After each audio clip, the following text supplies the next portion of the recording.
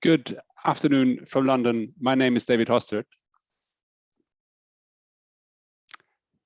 Good afternoon from London. My name is David Hostert. It's my pleasure to welcome you all to the Powering Past Coal Alliance's European Roundtable on revitalizing energy communities and opportunities for economic growth. Welcome. This is the second event the Ppca is hosting as part of London Climate Action Week. And after a great session on Monday, I look forward to an exciting series of announcements today. And I can tell you we have a lot of announcements in store. The Ppca was launched back in 2017 at COP23 by the UK and the Canadian governments, and it's been playing an important role in bringing together national and subnational governments, businesses, financial institutions, and organizations to advance global action on coal phase-outs.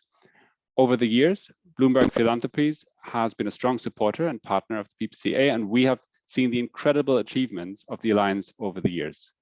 We are delighted to be supporting these efforts and to hosting and supporting this event today. When I personally look back on the past 18 months, I think you will agree with me that the narrative for the energy transition and for coal in particular has changed. The economic case for keeping coal plants online has deteriorated markedly. So unfavorable economics are actually driving more coal plants offline, sometimes well ahead of schedule. And this is a real opportunity. I believe in Europe, we're seeing a fortuitous moment where policy and economics together can deliver a real double punch to power past coal and deliver a just transition. And this brings me back to today's Ppca Roundtable. To help advance the transition, it is key to bring together the power of forward-thinking governments, businesses, and communities in leading climate action efforts. A truly global effort is required to tackle the climate crisis and secure a just transition away from polluting coal. I think I speak for all of us when I say this is a big moment for the Alliance. Today, we're welcoming 5 new members to the Alliance, which acknowledge new commitments within Europe to phase out coal and discuss aspects of the energy transition within Europe. Before we get started, just a few housekeeping items. You will see we have live interpretation available for this session. So with the latest version of Zoom, you should be seeing an interpretation button at the bottom right of your screen, and you will be able to select there between English and Polish to hear the desired feed. Second, if you're watching us today, we welcome your feedback, any questions and comments via Twitter. Please mention Ppca account, which is @pastcoal in your tweets, and follow us live for the tweets from this event. So to kick us off, I'd like to start today's proceedings and invite our opening remarks from the 2 co-chairs for this event. Please join me in welcoming UK Minister of State and Minister for Business, Energy and Clean Growth, Anne-Marie Trevelyan. The floor is yours. David, thank you very much indeed. I'd like to take this opportunity to thank you all for attending this Ppca Europe event. As co-chair of the Ppca, it is a pleasure to be speaking here today. Following on from our successes at the Ppca Global Summit back in March earlier this year, it's wonderful to see so many of you here today. Oh, excuse me. This Europe Ppca event is an excellent opportunity for countries across the region to announce joining the Ppca, and today we welcome several new countries into the Alliance. It's also an opportunity for some of our current Ppca members to outline some of the steps that they have been taking to accelerate their coal phase-out target dates, and we'll be hearing from Greece and Austria later. We've heard calls from our COP26 President-designate to consign coal to history, and we'll be hearing more from the COP President shortly. But now is the time to come forward and make this a reality in time for COP26. Over the last 3 years, we have already seen over 100 countries and organizations join the Alliance. And I'm delighted to say that the Alliance continues to grow. It is my pleasure to announce today that we have the countries of Spain, Croatia, North Macedonia, Montenegro, Albania, and the subnational region of East Ppca joining us today. We will be hearing from some of our country ministers shortly, and this will take our total of members to over 130. It's great to see more countries coming forwards, making such important commitments to move away from coal.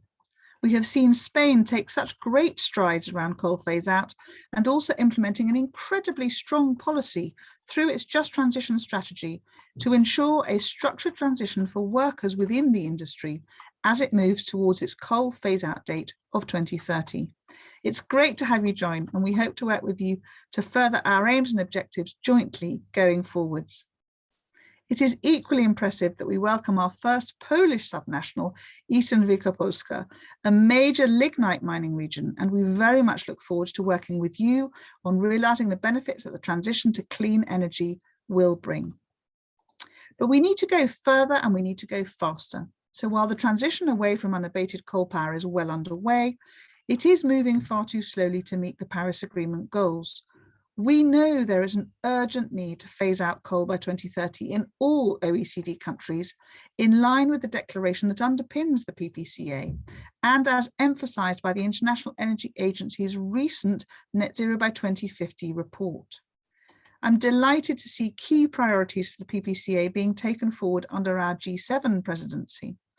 I was delighted to see a clear G7 commitment to end international coal finance and to accelerate our transition to an overwhelmingly decarbonised power system in the 2030s. It is hugely encouraging that an increasing number of countries are making net zero commitments for 2050, but countries that depend on coal taking urgent steps towards phase out long before that is of paramount importance. So as members, we need to work together to collectively increase coal phase-out commitments across the OECD as a whole.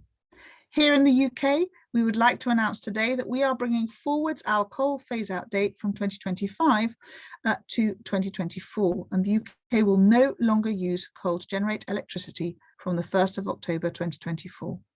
This move is part of ambitious government commitments to transition away from fossil fuels and to decarbonise our power sector, demonstrating the country's global leadership in going further and faster to drive down emissions and reach net zero by 2050.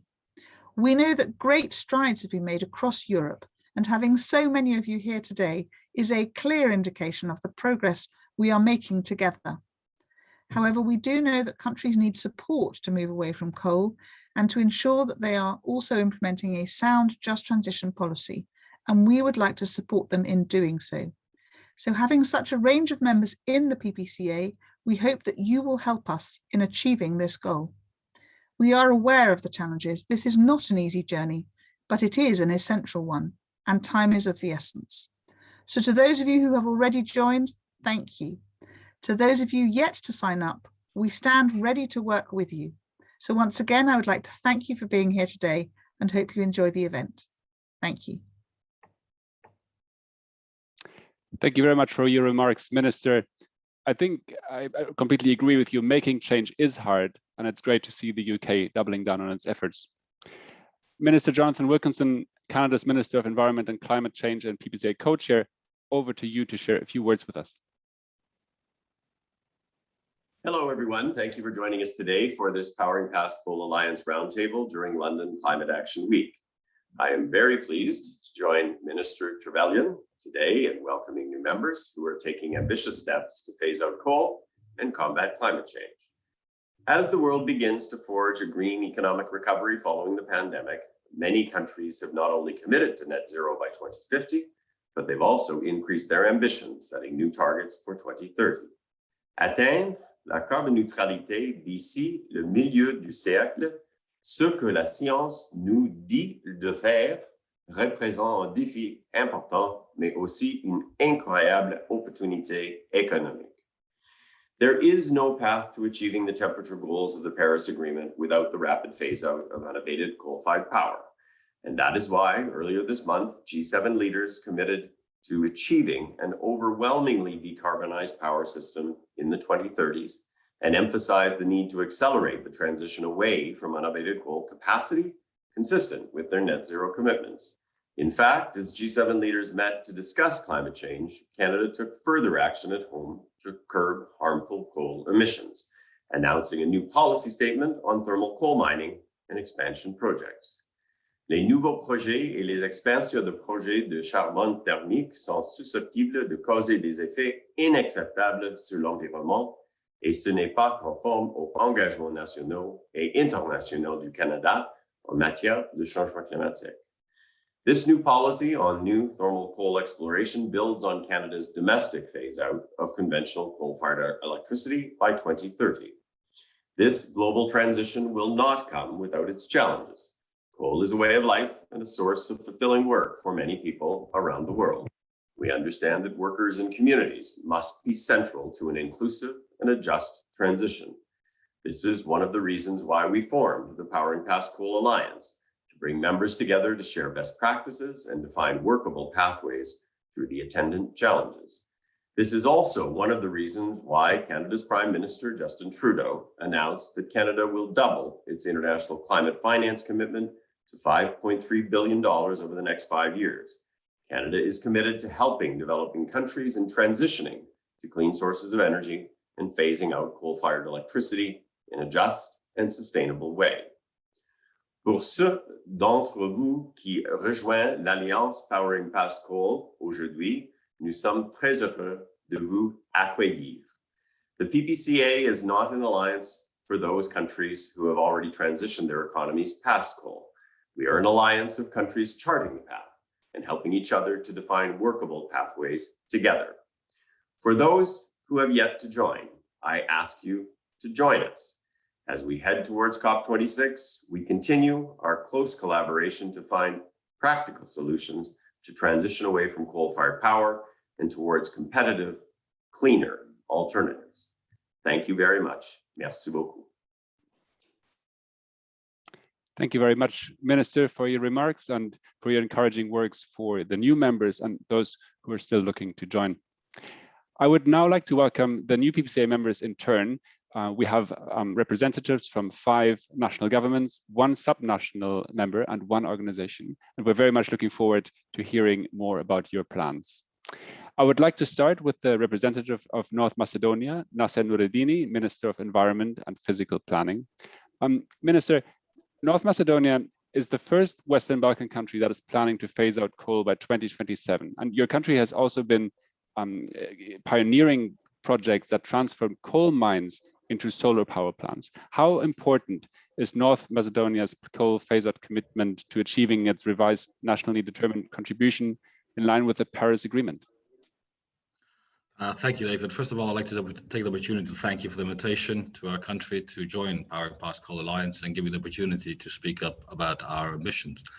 Well, it's absolutely important because with our enhanced NDC that we submitted earlier this year, Republic of North Macedonia committed to a 51% reduction in greenhouse gas emissions by 2030 compared to 1990, which means a result of net negative 82%. Now, bearing in mind that our NDC ambition, when segregated by sector, equates to approximately 66% reduction coming from the energy sector, it's quite obvious for us that the climate challenge is also, in large extent, is essentially a clean energy challenge. And this is planned to be achieved mainly through starting to decommission one of the power plants next year and to close the last one by 2027. And it is important that we also stress here that approximately up to 60% of our country's electricity comes from these power plants.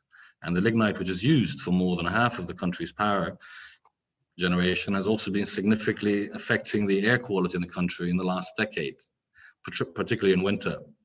Hence why we are making a lot of an effort to diversify our energy mix by investing in renewable energy sources, while at the same time opening investment opportunities to foreign investors. However, one thing we cannot forget in this whole idea that we have is the fact that the transition to green energy needs to be a just transition. It is estimated that the enhanced NDC that we have proposed can create up to 8,000 new jobs. So hence this is going to help give us the opportunity and the challenge to work on the proper reallocation of our labor, requalification of our workforce, and strengthening the absorption capacity into the private sector. For us as a government, it is absolutely crucial that these policies and measures that compromise the enhanced NDC can be initiated quickly, and then they can also serve as a post-COVID-19 economic recovery for us. And we are aware that powering past coal and transition towards carbon neutral Europe needs to be just together with the no one left behind. And hence why by joining this alliance, we believe that we can cooperate each other, also in the region, because we have similar issues. And also, we're very glad to hear that Montenegro will be joining as well as a second Western Balkan country in the region. So it is inevitable that only by joint action we can achieve the global Paris Agreement target and the European long-term goal. Thank you. Thank you very much, Minister. Congratulations. 60% is a significant challenge. So we wish you all the best success with that. And I think it's absolutely right that we do speak of regional cooperation. I'd actually like to turn it now to Montenegro. We have Mladen Bojanic, a Minister of Capital Investments of Montenegro. A very warm welcome to you as well. Minister, Montenegro has joined the PPCA with a coal phase-out date of 2035, but you have actually been clear that Montenegro wants to accelerate the schedule and has the ambition to drive this phase-out sooner. How does your country plan to go forward with this? Okay, so thank you for inviting us to join the PPCA, and let me read some introductory remarks about Montenegro. And ladies and gentlemen, I'm honored to, on behalf of the government of Montenegro and the Ministry of Capital Investments, greet you all and express my respect for your decision to admit Montenegro into your organization. Montenegro has recognized the importance of renewable energy sources and trend of green energy transition, whose ultimate goal is zero CO2 emission. By accepting the recommendation from our EU partners, the strategic goals and policy of the planned incorporation of renewable sources into the energy system of Montenegro can be defined. The main problem and black spot of the Montenegro energy system is the thermal power plant Ppca, whose installed capacity is 225 megawatt and production of 1,300 gigawatt hours per year, and accounts for approximately 40% of the annual electricity production in the Montenegro. The entire repro chain, which also includes the Ppca coal mine, employs approximately 1,005 people, and this system is the basis not only the energy system, but also of the socio-economic status of the entire northern part of the Montenegro. From a brief explanation, it's clear that the biggest challenge is how to properly implement the green energy transition and at the same time provide stable social economic conditions. The government of Montenegro and Ministry of Capital Investments, with the help of foreign consultants, are working on the aggressive national energy and climate plan, which will present in details all the new projects that will be implemented in the coming period and will be the basis of the Montenegro transition to green energy. The reality of Montenegro is that in the next 15 years, by investing in renewable energy sources and energy storage, it will ensure sufficient production and stability of the energy system, and at the same time implement a stable social economic policy. Once again, Montenegro is committed to green transition and coal phase out, and we believe the real phase out is 2035. However, with the understanding and assistance of our foreign partners in financial and institutional terms, as well as our dedicated work, it is possible to implement this faster. So as you see, we are really dedicated. We have plans, and I'm optimistic that we will manage to go to phase out before 2035 years. Thank you. Thank you very much, Minister, for your very optimistic remarks, and welcome to the Alliance. This is really great to hear. Next up, I would like to move to Croatia. We have Dunja Mazok-Drva, Director of Climate Activities at the Ministry of Economy and Sustainable Development, Croatia. I'd like to ask you, Croatia has only one coal plant, but that hasn't made the transition less challenging. Can you speak to the situation in your country and why you've made a commitment to the PPCA? Yeah, well, first of all, thank you very much for inviting us to join the Alliance, and thank you for this opportunity to speak today on behalf of Croatian Minister of Economy and Sustainable Development, Mr. Tomislav Ćorić. Croatia is certainly proud to be a part of this, to be joining the Powering Past Coal Alliance initiative today. We consider this is a major step because we can say with confidence that the future of our energy system will not depend on coal. Yes, as you said, we have Plomin 2. It is the only Croatian coal power plant, and it serves as our baseline power plant. It has an installed capacity of 210 megawatts, and it serves to balance the electricity supply system. It has a permit to operate until 2040. However, in view of competitiveness and the expected increase in the price of emission allowances, the financial burden of this plant operation will continue to increase, and we therefore expect it to cease operation much earlier than 2040. To illustrate, due to the emission trading system, Plomin 2 annually submits around 1 million allowances, which at the current market price amounts to a cost of more than 50 million euro per year. This thermal power plant emits approximately 1 million tons of CO2 per year, contributing to the total emissions of Croatia with slightly less than 6%. We would like to stress that it is very important to ensure a stable supply of electricity to the power system in the coming period when, through accelerated transition, Croatia's sole coal-fired power plant would be substituted. We depend on the operation of this power plant until new renewable plants are built. At the moment, Croatia imports electricity produced in coal-fired power plants, so an adequate effect would not be achieved because dirty production would be then replaced by dirty imports. We therefore believe it is also important to adopt the EU carbon border adjustment mechanism, which will adjust the price of imported electricity produced from coal by including the price of carbon equivalent to the one of the EU ETS market. The overall transition, including the energy sector, will boost demand for electricity and will have to be carried by new capacities for generation of renewable electricity. In line with the existing strategic documents and in order to achieve Croatia's target of 36.6% of the share of renewables in final consumption by 2030, it is necessary to connect more than 2,500 megawatts of new renewable energy plants into our electricity system.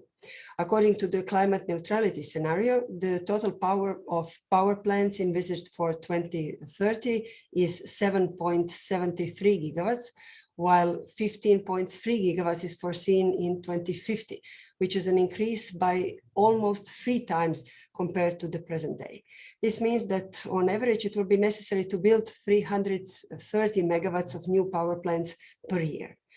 With regard to solar power plants, we installed power of 988 megawatts and wind power plants of 1,928 megawatts. And this is envisaged for 2030, while an increase in solar power plants of 7,104 megawatts and wind power plant of 3,975 megawatts is expected in 2050. Apart from major projects, it is important to open an opportunity for active involvement of all citizens and entrepreneurs in the system of distributed generation and use of renewable energy that is currently taking place. A major legislative framework and digitalization of the system will speed up these processes as well. The dynamics of integration of renewables will depend on the development of a modern electricity infrastructure through application of new technologies, especially development of energy storage facilities. The development of infrastructure will also ensure a proper balancing of the system and will also reflect on increasing the possibilities for exchange of sustainable energy with neighboring countries. Due to all of the mentioned, at this moment, Croatia cannot select a year in which it will no longer use coal, but we are on the path to realizing its preconditions that will enable us to stop using coal, and we are certain that this will happen in the near future.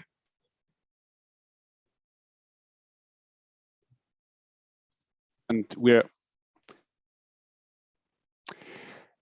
thank you very much for your remarks, and we're glad you decided that one coal plant is one too many.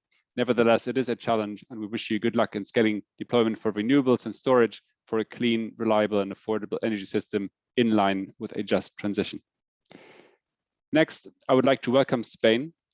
Spain has set an ambitious phase-out timeline, which has also been paired with a significant approach to ensure a just transition. To tell us more on Spain's phase-out plan and just transition initiative, let's hear from Spain's Deputy Prime Minister and Minister for the Ecological Transition and Demographic Challenge, Teresa Ribera.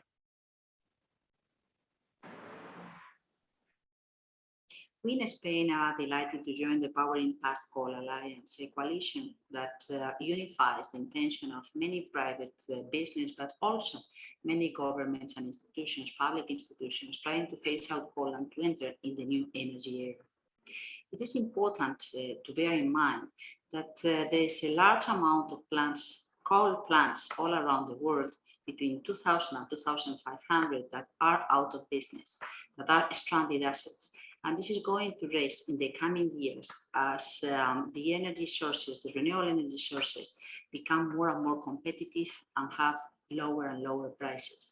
This means that we need to invest to get out of coal and to facilitate the entry of these new solutions that are healthier, that are much more sustainable in financial terms, and that are much more socially viable for all the reasons that we all know. The United Nations Secretary General has intensively underline this very same message. It is important to end as soon as possible the construction of new coal plants and to figure out how to get rid of those that are still functioning. G7 climate and environment ministers have also given a strong signal already with regards to its commitment to stop investments in coal, not only in their own domestic policies, but also to facilitate the phase out in third countries. We need to take concrete steps towards a global coal power phase-out alliance in the COP26 in Glasgow. Spain is fully committed to this goal, and in fact, we have entered into this new era, getting out a great share of our own coal capacity in the last 3 years. In 2008, Spain produced 10 gigawatts electricity from coal, emitting almost 40 million tons of CO2. Since then, we have taken decisive steps to phase out coal. In 2019, Spain had closed all coal mines and had also phased out most of its coal capacity, coal plants, up to 55%. In 2020, had disappeared, had been closed.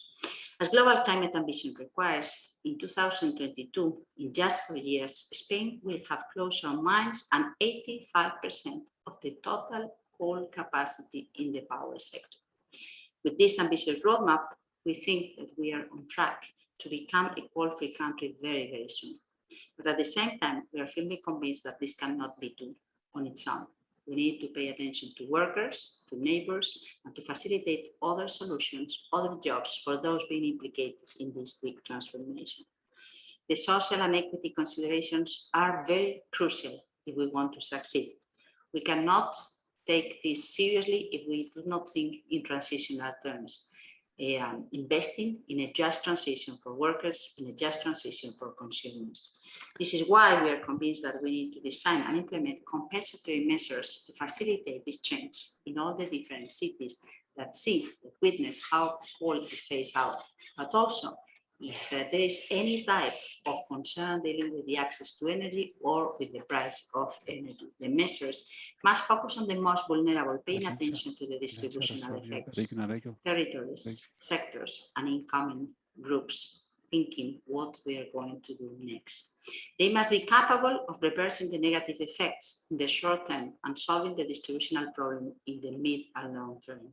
Spain is developing a set of responses at the local level, facilitating from the national government some facilities, some funding, but some different tools to get into this new horizon as soon as possible. We have decided to pioneer a just transition strategy, which was built on an agreement among worker unions, business organizations, local authorities, and national government, to phase out coal as soon as possible, but at the same time to invest in the economic recovery in the very same areas where the coal plants were closed. For more vulnerable areas where mines have been closed or for power plants have been shut down, we have set in motion just transition agreements, which bring a comprehensive action plan to end coal as soon as possible in a fair manner. Just transition agreements are boosting economic activity and employment at local level are very important drivers of change. But it is important to take into consideration that a deep and comprehensive participation from different local players is also a key element for succeeding. This is something that was also underlined by the International Labour Organization and that we fully share and back. We think that these agreements can facilitate a broad discussion on what next and how to achieve it, how to make full use of the local elements in order to provide opportunities for the local neighbors, for the local authorities, for the local communities. These agreements have defined a different variety of tools to channel direct investment, to restore declining areas, to support innovative industrial approaches, to retrain workers, and to protect the small and medium enterprise that feel affected by the phase out of the coal plants. Enhancing public services in these areas, facilitating opportunities, facilitating public funding in order to improve the level of success of the different initiatives being undertaken by small entrepreneurs is absolutely key.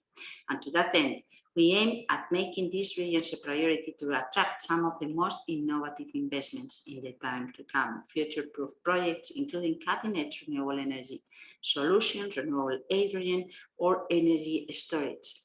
Some of them initiatives that can be undertaken by the same workers, by the same enterprises that were part of the past whole adventure.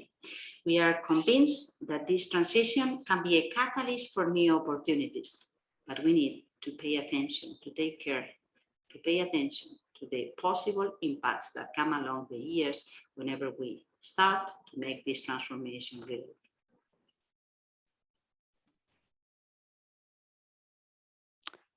Thank you, Deputy Prime Minister Rivera.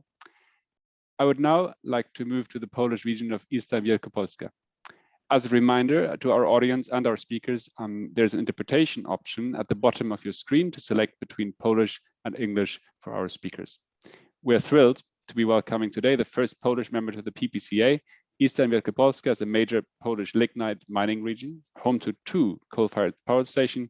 The coal industry employs around 4,000 people in the region. And Eastern Wielkopolska aims to end the use of coal in the energy and heating sectors by 2030 and achieve climate neutrality by 2040.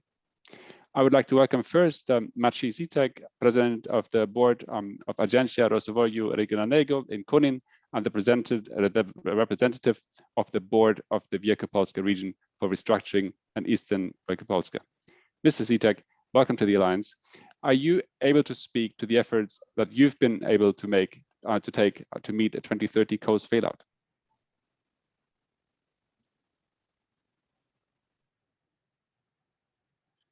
Good afternoon. Thank you very much for the possibility of being here with you and for accepting us here as members of this initiative. We're one of the regions in Poland. Poland is a country that has a rather difficult energy mix where more than 70% of energy is generated from coal. In Wielkopolska, for the last 3 years, we've been working on changing that. Mr. Adams, the second president of the United States, said that a problem is an opportunity for development. When we came across that problem of phasing out coal, we decided to use this and or change it into an opportunity to change our perception and build something new together with the stakeholders from Eastern Wielkopolska and in cooperation with the greatest employer and owner of the mine and the power plant, the set of power plants, Pątnów, Adamów, Konin. We've developed a transition plan. The 2 goals that we have set are the following. The first one is the year 2030 to stop using lignite and coal in energy. Next slide, please. So to stop using coal in both power generation and heating sector. By 2030 to limit the emissions of CO2 by 95%, reduce greenhouse gas emissions by 95%, and increasing the renewables share in energy mix by 32% and increasing energy efficiency by 32.5%.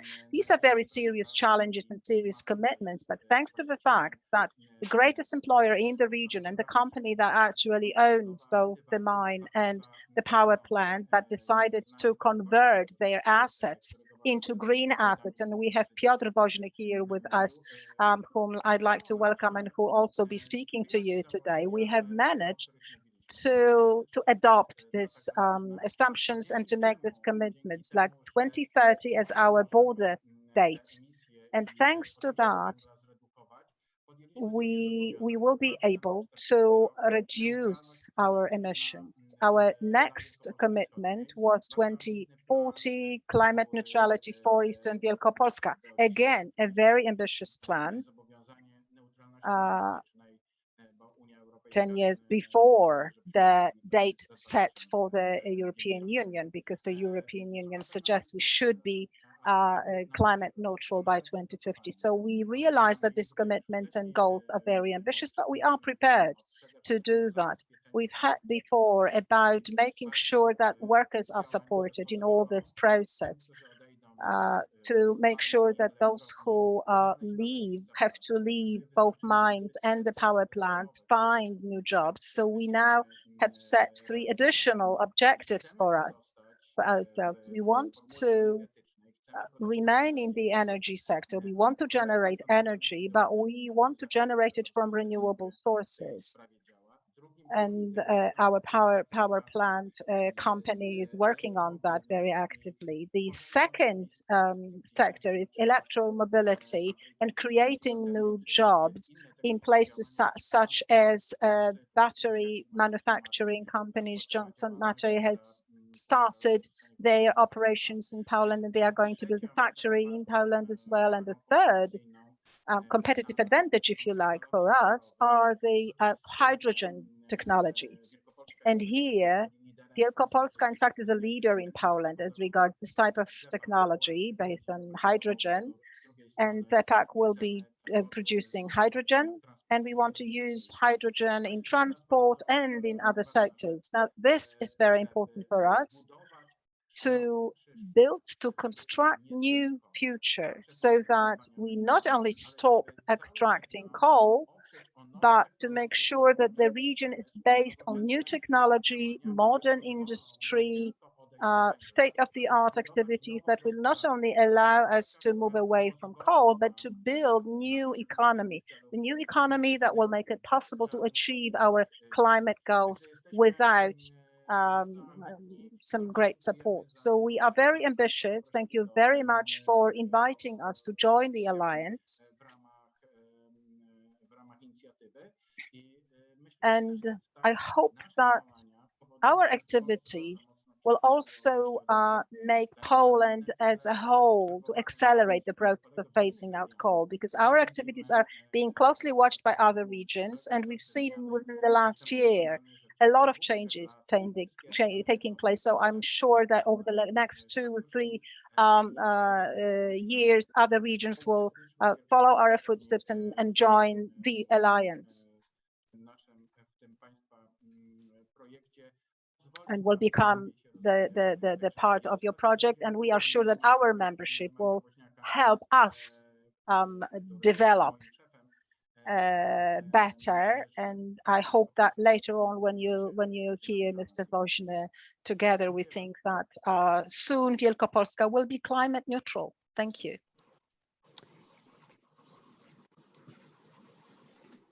Thank you so much, Mr. Zitek, and welcome to the Alliance. And also for explaining your pioneering efforts, and as you said so rightly, turning this problem into an opportunity. I would now like to welcome ZPAC as a new organization of the Ppca. As you mentioned, ZPAC is the energy company which owns the Eastern Wielkopolska region's coal infrastructure. And I would like to welcome Piotr Woźny to speak to the company's perspective for the need to ensure a phase out that accounts for the workers and the environment. Hello, thank you very much. Eastern Wielkopolska is one of 6 mining regions in Poland and one of the 3 lignite regions with both mines and power plants. Over the last 60 years, we have been leading the industrial growth of the region. Now we are less than 4,000 people and 1.2 gigawatt installed coal capacity. The majority shareholder of my company, of Ppca, is one of the richest Poles, Mr. Zygmunt Solorz. We are the 4th biggest electricity producer in Poland and the 1st largest private, not owned by state utility. Last year, we made a decision to phase out unabated coal capacity to meet the goals of Paris Agreement. Within the next 10 years, we will transform from almost 100% coal energy mix to 100% renewables. We think that developed countries like EU and OECD and like Poland should quit coal by 2030.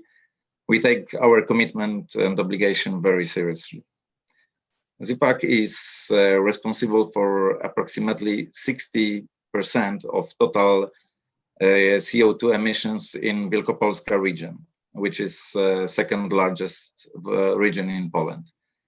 Our declaration to cut emissions to 0 by 2030 made the regional authorities pledge to achieve net zero by 2030, that decade before the EU-wide goal. Together with think tanks and NGOs like Instrat, like WWF Poland, we work on making this plan a reality. Over the last 5 years, we have reduced our coal capacity and electricity generation by more than 55%, from 20 million tons of CO2 in 2015 to only 5.5 in 2020. No other utility in Poland managed to do so in that time. Closing coal mines in Eastern Wielkopolska over the next decade means huge investments in water-oriented recultivation.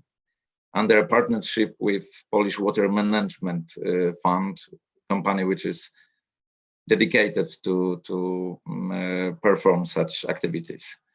We have established a long-term cooperation plan with Polish Water Management Fund on bringing the ecosystem back to the previous state. In partnerships with social economy enterprises and communes, we are developing and upskilling programs aimed at preventing unemployment. Ensuring that our communities go smoothly through the process is a key priority for us. Ppca also invests in green hydrogen and hydrogen public transport, since we want to align our investment priorities with the goal of the European Green Deal. So we are very delighted when we can join to your organization, and thanks for invitation. Thank you very much, Mr. Woźny, and for laying out just so clearly how a just transition will work for Ppca. Finally, while Minister Baluku of Albania could not join us today, the PPCA is very proud to welcome Albania as another member of the Western Balkan region joining today. So several of our speakers have mentioned a just transition and the need for a just transition. I'd now like to welcome Anna Biarde to discuss some of the opportunities for energy communities as they shift from coal to clean power sources. Anna Biarde is Vice President for Europe and Central Asia at the World Bank. Thank you for joining us today. It's a pleasure to have you here. How do you see the outlook for the transition away from coal globally based on your experience? Thank you, David, and thank you so much for including me in this event, and congratulations to the countries that have recently become members. It's really encouraging to see that. Perhaps before I tackle your specific question on the outlook for the coal phase-out transition, I can just step back a little bit and look at the big picture. And that is, today, if any time, countries really need good development outcomes. And good development outcomes require sustainable economic growth. And we at the World Bank see that both good development outcomes and sustainable economic growth is actually at risk because of climate change. So what are we doing about it? Well, we just launched a new climate change action plan a few weeks ago. And what this plan does is actually set us on a chart of a paradigm shift in how we work. We used to approach financing green projects, and now we're very much looking at sort of greening entire economies. And we have set a goal for ourselves that in the next 5 years, 35% of our financing will be for countries to address, to essentially implement climate action. And 50% of our climate financing will be for adaptation. So these are some of the ambitions we're trying to step up to. Now, to your specific question on transitioning away from coal, it's clear that phasing out coal is the major step we need to take if we're going to achieve the global objective of combating climate change as well as limiting global warming. The World Bank Group is aligning to the Paris Agreement, and what that means is that our financing has to really adhere to the overarching goals of making sure that we get to the goal of limiting global warming well below 2 degrees, ideally well below or at 1.5 degrees compared to pre-industrial levels. And that is really what we feel. The transition to a world free of coal is inevitable in our view. And I think what's been interesting in listening to the other speakers is that coal is costly. Coal is costly for the reasons that our Croatian colleague pointed out, that there's taxes and levies, and it makes running coal power plants much more expensive. It's costly because of the environmental damage it does. And we do a lot of environmental cost of degradation analysis at the World Bank, and we see this. It's costly because of the health impacts. And what we're also starting to see is that attracting investment to coal-fired power plants is becoming increasingly difficult. So it's a shrinking market in terms of financing. What's also really encouraging is listening to the other speakers on the ambition level to really set dates for phasing out coal. A lot of the speakers have talked about bringing the date forward. That's really, really encouraging. And all I can say is that we hope that this momentum will be kept up and that we can really keep it going for COP26 and beyond. Thank you, Anna. I agree with you. I think that there's a huge challenge here to price in the externalities of coal in terms of pollution, in terms of the human cost, but also in terms of the kind of the cost that is needed to bring this transition forward. So Europe today is actually at the forefront of setting these ambitious coal phase-outs goals, and you also mentioned carbon pricing, which plays a role, with some of our speakers alluded to. Is the World Bank supporting countries in the regions, and do you see a difference in the approach between the European countries and the kind of non-European states? I definitely agree with you that Europe is at the forefront, and I also believe that what happens in Europe has tremendous impact on the rest of the world. We are indeed quite engaged across the region, and many of the speakers who have spoken before me are clients that we work very closely with.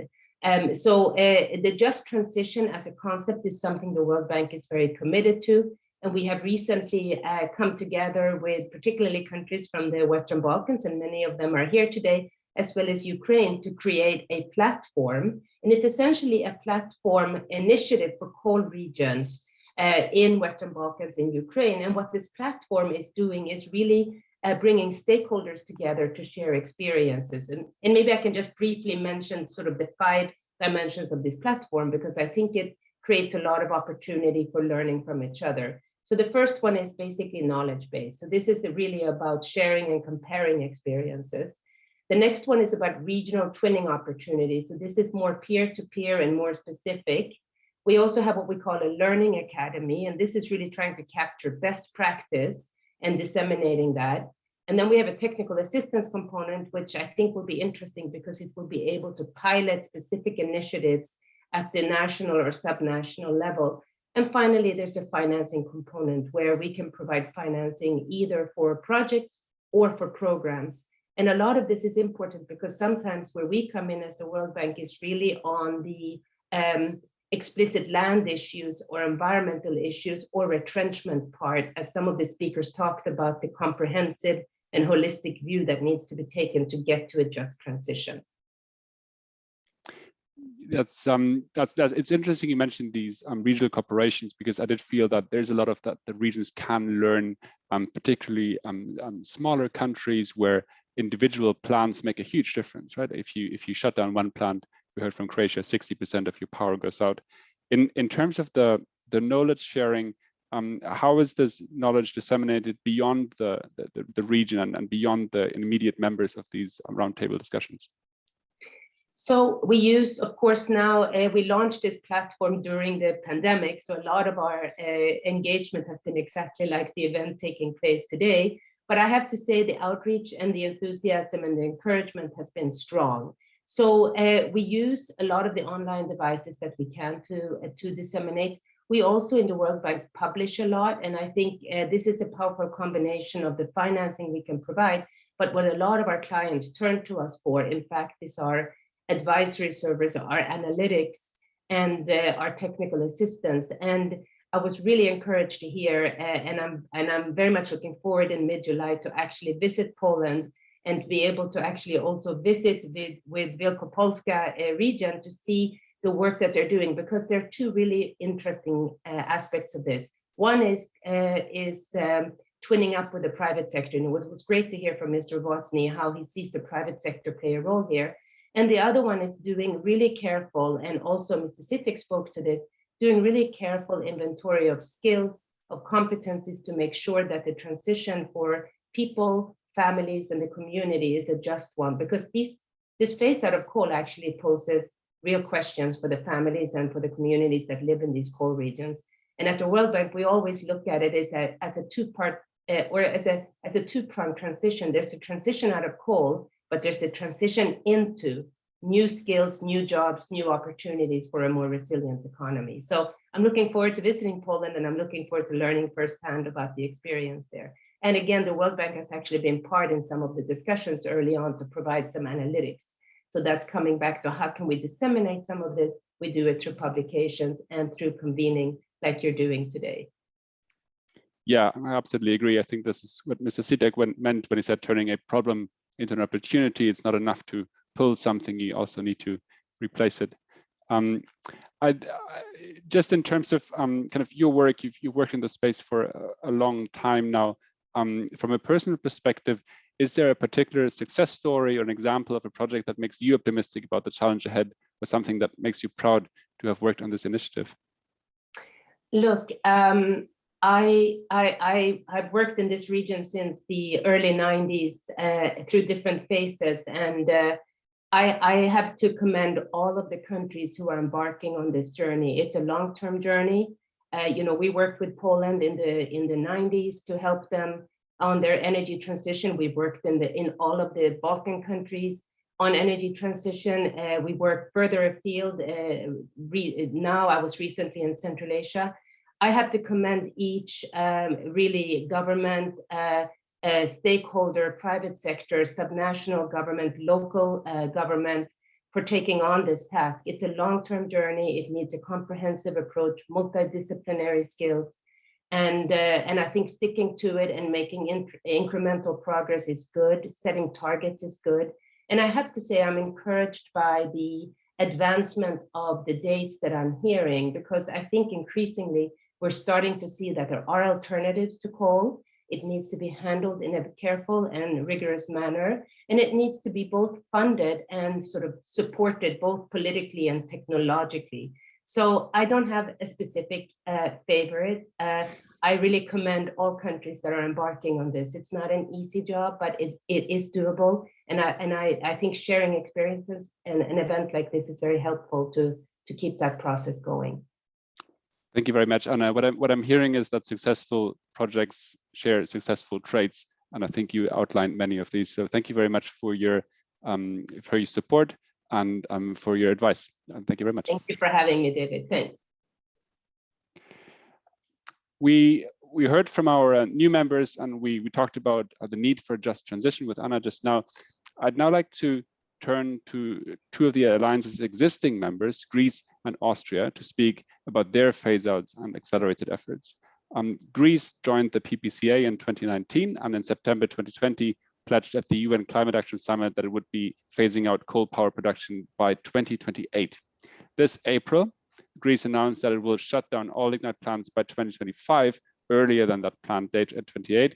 And it's great to welcome Dr. Yannis Tsotis, President of the Legal Experts Committee of the Just Transition Plan, to share with us Greece's efforts to accelerate this transition away from coal. Thank you very much. It's my pleasure to be here with you today and listen to all these very interesting speeches from other members of the Alliance.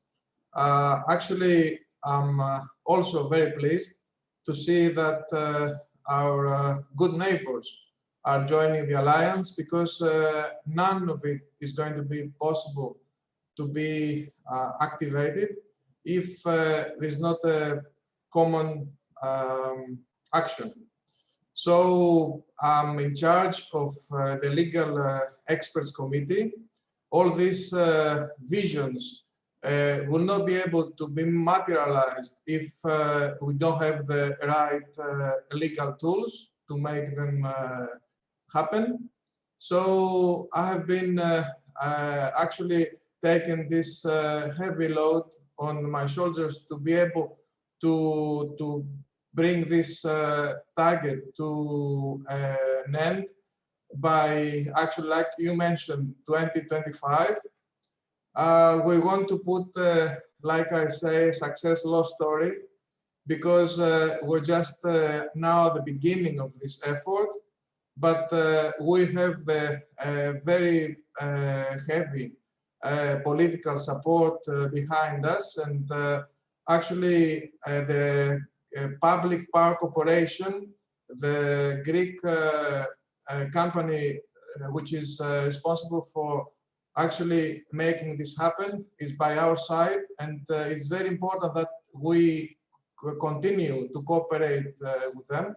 If we can move to the next slide, please. Like you very rightly mentioned, at the beginning, 2019, we have set a target that all lignite power plants will end operating by 2028. This happened to be brought earlier to 2025, and this makes our effort even heavier. But we're very pleased that all Greek community is behind us, and we want to have local communities with us and support them and provide them employment and minimize all the associated social and environmental impact. If we can move to the next slide, please. Like you see, we have been committed to get up to 64% of renewables share in the final gross electricity consumption by 2030. By 2025, lignite is going to be zero as its share to electricity production. And we want to get at least a 42% reduction of CO2 emissions compared to 1990, and at least 55% compared to 2005. You can see they have a very ambitious targets ahead of us, but we're very committed to make this happen. If you can move to the next slide, please. I'm describing here to you what we say this is our new Greek Parthenon. It's a Greek master plan. We want to actually communicate it to you and to our neighbors as best practice. We have our vision for the next day designed with 5 growth pillars and 4 key enablers. We want to put clean energy, smart agricultural production, sustainable tourism, industry, technology, education as the pillars for this new Greek Parthenon. And this has been on public consultation for a long period and then presented to the Hellenic Parliament. So it's a very key government decision to proceed with this vision. And if we can move to the next slide, please. Our main two areas where they are more affected by this phase out of lignite is Western Macedonia and Megalopolis. Western Macedonia is just south of North Macedonia, and that's why it's very important that we cooperate very closely with our neighbors to be able to reach these common goals. So we dream of Western Macedonia a bit like this. If you can see the next slide, please. We have interest in 11 major projects estimated to mobilize about 2 billion euros of investments in the region. This is about clean energy, like I said, cutting-edge industrial production, agriculture, sustainable tourism, and also other activities supporting entrepreneurs, local entrepreneurs. So this is how I would like it to be in the coming years. If we can move to the next slide, please. The other region is in Megalopolis, the region of the municipality of Megalopolis, it's the region of Arcadia, just south of Athens, very close to the capital of Greece. If we can move to the next slide, please. In this region, we also have big ambition to mobilize a lot of finances to be able to change the paradigm and invest in clean energy, in agricultural production, in new technologies, in sustainable tourism, and also administration, public administration. Since it's very close to Athens, we want to create a new administrative center there. So we be able to decentralize the capital, because now, as you may know, half of Greek population lives in Athens, and this is something that has to be changed. If we can move to the next slide, please. We believe that we'll be able to create more employment than the employment that's going to be lost through this process. So we're going to have a surplus of job positions at the end of this. And it's important to persuade local communities that this is feasible, and this is something that could happen. We want to make the next slide, please. So the key actually to this success would be reskilling, upskilling. We want to get three main sectors of specialization: horticulturalists, farmers, tourism professionals, and of course administration staff, like I said. So from economy that is solely based now in lignite production and mining, we want to move to another completely different production paradigm. So if we can move to the next slide, please. Thank you, Minister. Yes. And thank you, Minister. Unfortunately, I'm going to have to stop you there, although I do enjoy the knowledge sharing as we discussed, and this is going to be part. It's fantastic that you are taking in the regional perspective here, and thank you for sharing is that the 5 growth pillars of the new Greek Parthenon, and for reinforcing the need for strong knowledge amongst partners. And I do hope we can see these slides after the event. Next up, representing Austria, I would like to invite. Thank you, Minister. Next up, representing Austria, I would like to invite Leonore Gewessler, Minister of Climate Action, Environment, Energy, Mobility, Innovation and Technology, for her remarks. Dear Secretary of State and President-designate of COP26, Alok Sharma, Excellencies, Mr. John Merton, Ms. Patricia Fuller, ladies and gentlemen. It's an honor to submit a statement to the European Roundtable discussion of the Powering Past Coal Alliance. Climate change is the challenge of the century. As others outlined already, it's a matter of utmost urgency that we step up our actions at all levels, with all hands on deck. I'm encouraged by the new climate announcements made over the past months, including by the United Kingdom. Moreover, I'm confident the momentum generated recently will lead to more new commitments and higher ambition by countries, large and small, in the run-up to COP26 later this year. You're all familiar with the new adapted NDC of the European Union, so I would like to focus my brief intervention on two other topics. The first is additional action we are taking in Austria, and the second is support we are providing to the poorest and most vulnerable across the globe. At the beginning of last year, Austria committed to climate neutrality by 2040, putting our nation in a pole position for climate action. We are now implementing a suite of strong measures to put us on a net zero pathway towards 2040. I'd like to share some of these measures for inspiration, maybe. As already well known, our last coal-fired power plant has closed down in early 2020, which makes Austria the first industrialized country which neither relies on hard coal nor on nuclear energy in its electricity production.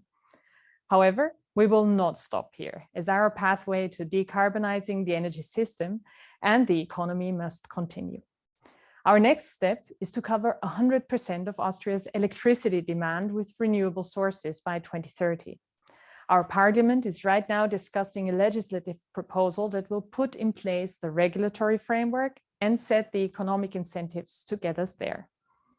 Although we start today with a share of renewables in the electricity generation of almost 80%, the remaining pathway to decarbonization is a big challenge, not least with a view to energy security and grid stability.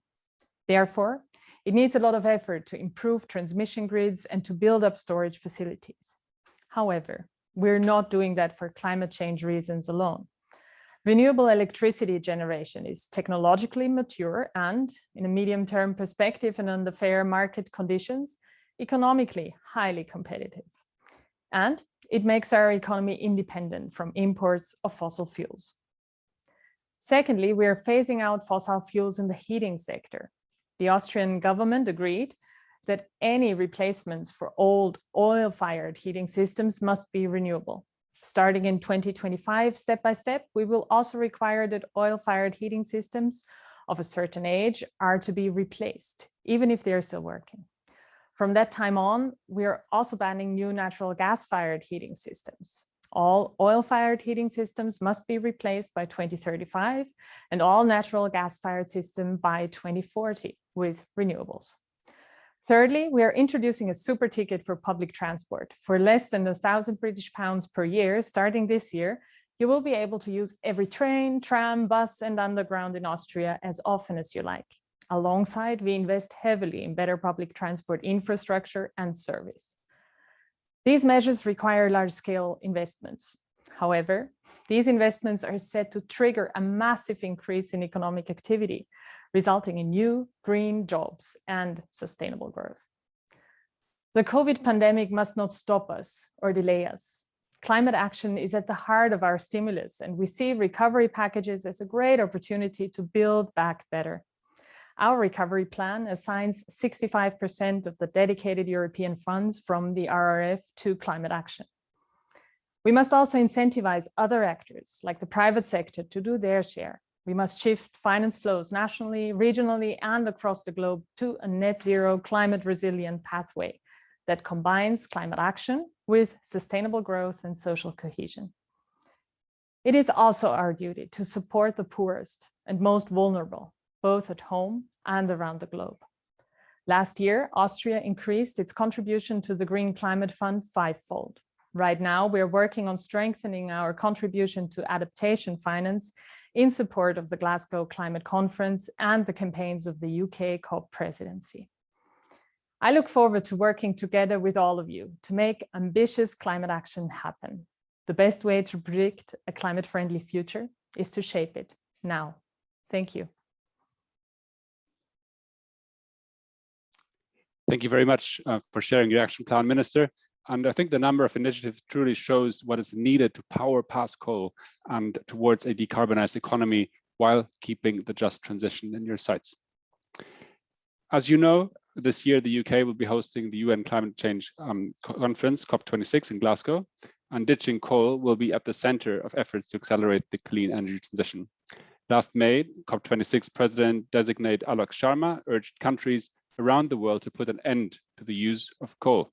His message was clear. If we are serious about the 1.5-degree target, then COP26 must be the COP to consign coal to history. With just months away from COP26 now, this can be an important moment for climate action and to deliver on the Paris targets. Now, a few words from COP26 President-designate Alok Sharma. Greetings to you all. It's a pleasure to send you a message at the end of what I hope has been a really interesting and inspiring event. Friends, we know that if we are to tackle the threat of climate change and keep the goals of the Paris Agreement within reach and keep the 1.5-degree temperature limit alive, as we are determined to do at COP26, we must consign coal power to history. At the same time, we need to support workers and communities by creating good green jobs to fill the gap. And there can be no doubt that the green energy transition is well underway.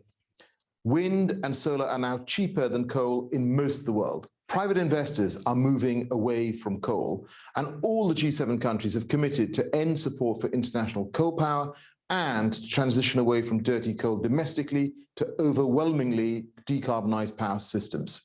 The Powering Past Coal Alliance plays a vital role in getting that transition moving faster. So it has been absolutely fantastic to welcome new members today, and of course, to learn from countries' experiences as well, and to hear them come forward with new commitments. Ahead of COP26 in November, the UK COP26 presidency is urging all countries to commit to phase out coal power, which, as we've heard today, is good for both people and our planet. Setting an end date for coal supports a just transition, because if you know where you're going, you can plan how to get there. So I urge all of you listening who have not already done so to set phase-out dates and join the Powering Past Coal Alliance, because working together, we can consign coal power to history where it belongs. Thank you. Thank you very much, Alok Sharma. This concludes our PPCA Roundtable. Thank you everybody for attending, and congratulations to the new PPCA members. And I hope we can take this fantastic momentum into the rest of London Climate Action Week and indeed the run-up to COP26. Thank you to all existing and new Alliance members. And for those of you watching in the wings, do join. Now is the time. Thank you very much on behalf of the PPCA and Bloomberg Philanthropies. Take care and goodbye. Thank you.